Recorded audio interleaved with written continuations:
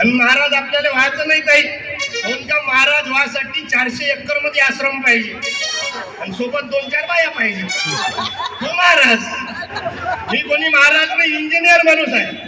Electronics and telecommunication engineer आहे मी, आणि micro control मध्ये एमटेक झाला आहे, आणि सोलर एनर्जी डबल पीएचडी केली. मी कोणी महाराज आहोत म्हणजे समाजात जसं दिसते तसं बोलतो मी. एक तर इतके वातावरण खराब आहे आपल्या देशात. सध्या 3 महाराज जेलात आहेत.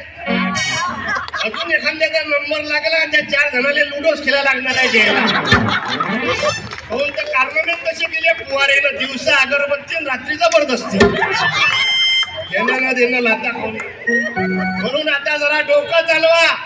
म्हणून महिला मंडळीला विशेष प्रार्थना राहील, नाही तर तुम्हाला इतकी खतरनाक आदत राहते.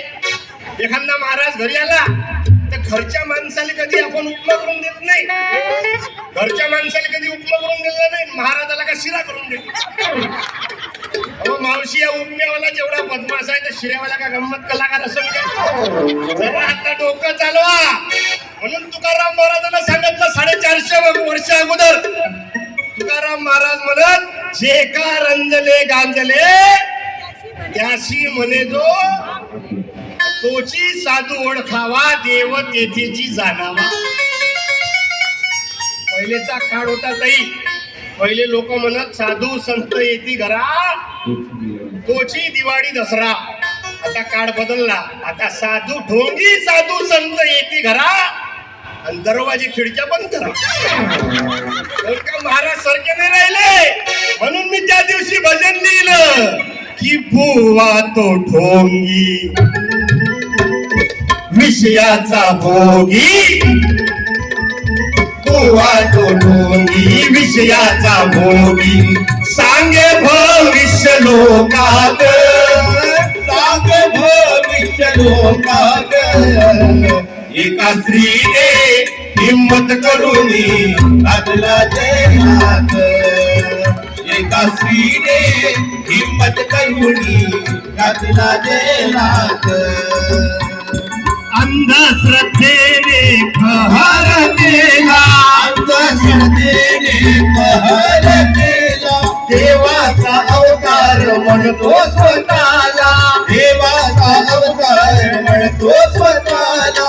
अंधश्रद्धेने कहर केला, देवाचा अवतार म्हणतो स्वतःला.